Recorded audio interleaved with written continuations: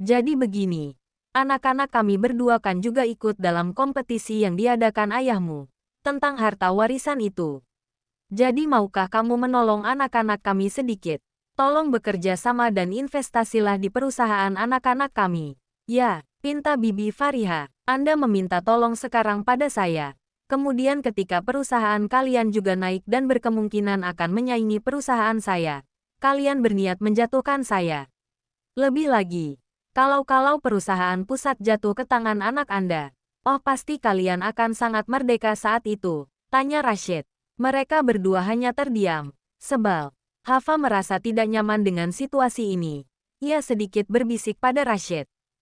Tuan, nanti mereka marah, bisiknya. Hafa, kamu tidak tahu apa-apa tentang ini semua. Kamu enggak lebih hanya sekedar seseorang yang baru datang di hidup saya.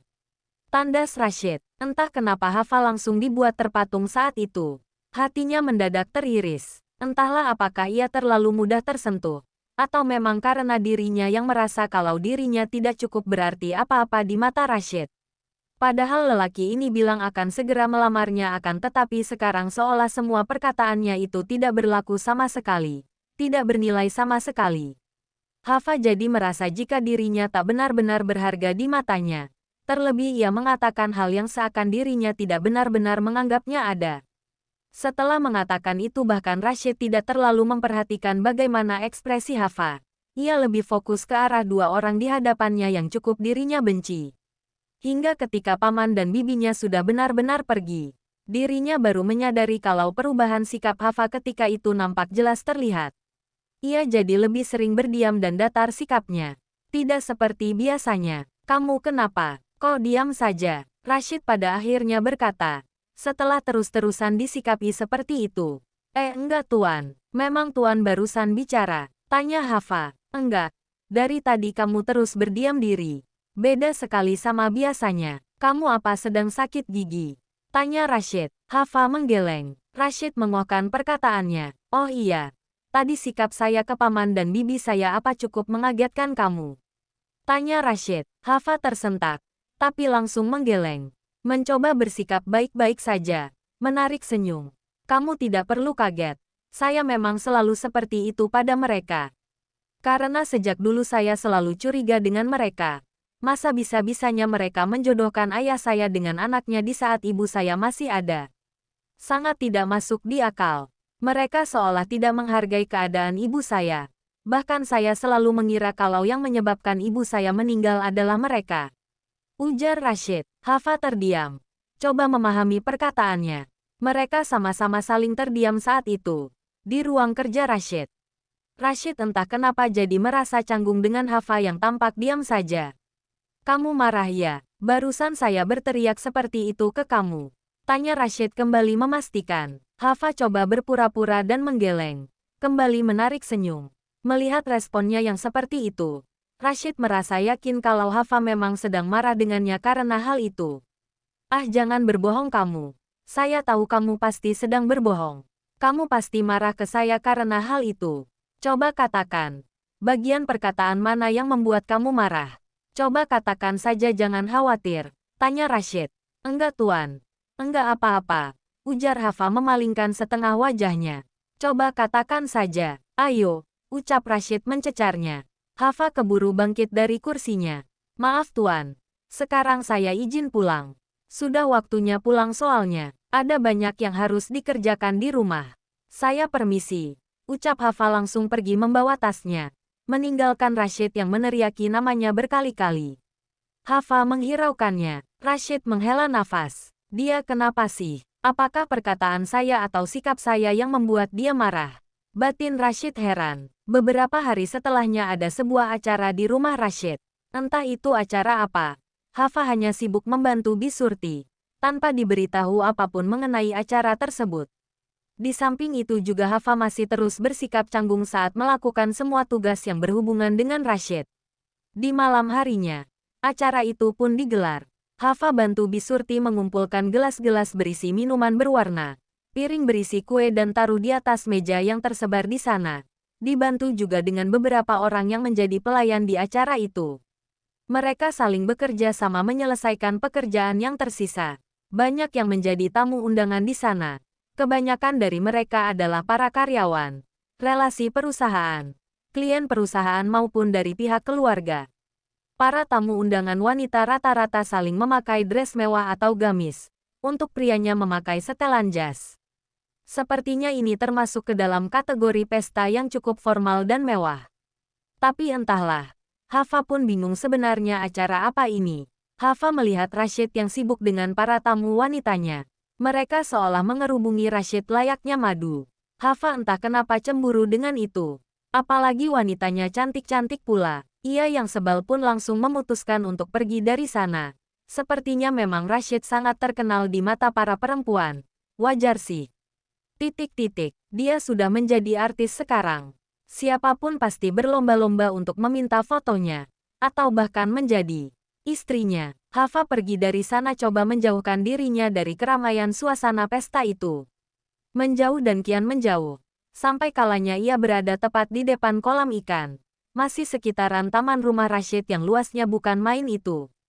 Hava terus menimpuk batu ke arah kolam. Melampiaskan rasa sebalnya dengan cara seperti itu.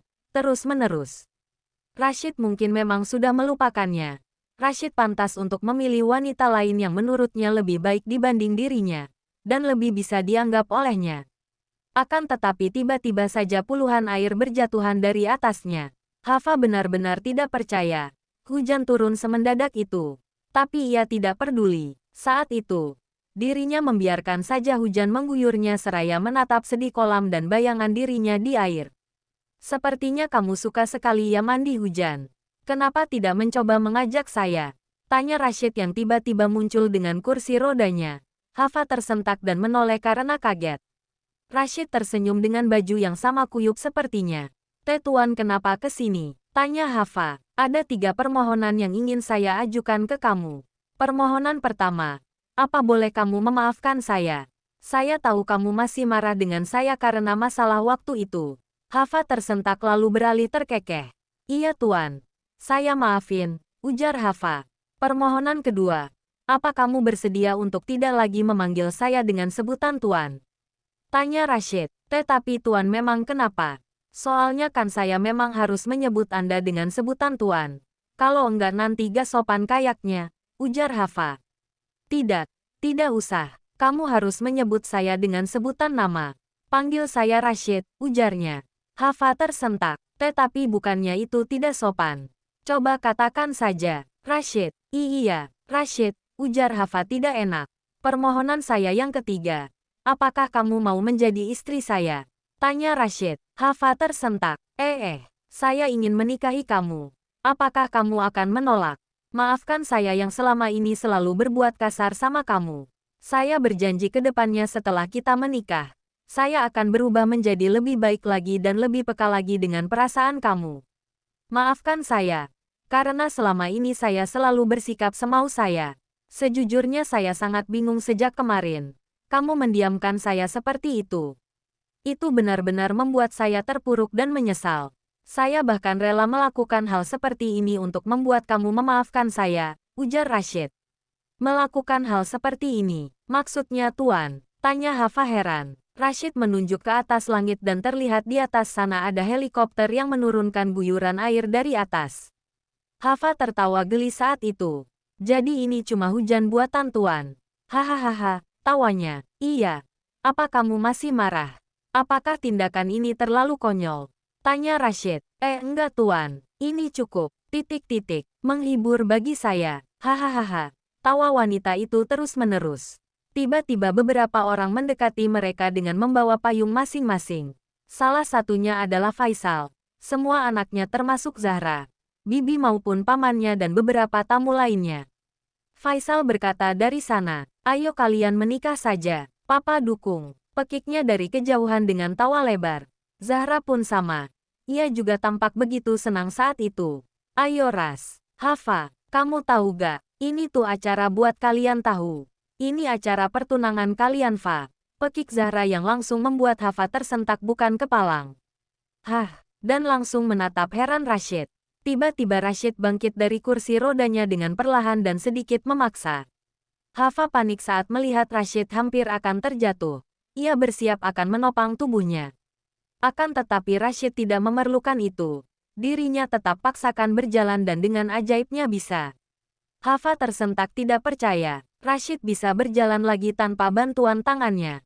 Rashid segera mengambil cincin dari saku celananya dan pakaikan cincin itu ke jari manis kanan Hava. Rashid tersenyum lebar. "Will you be my wife?"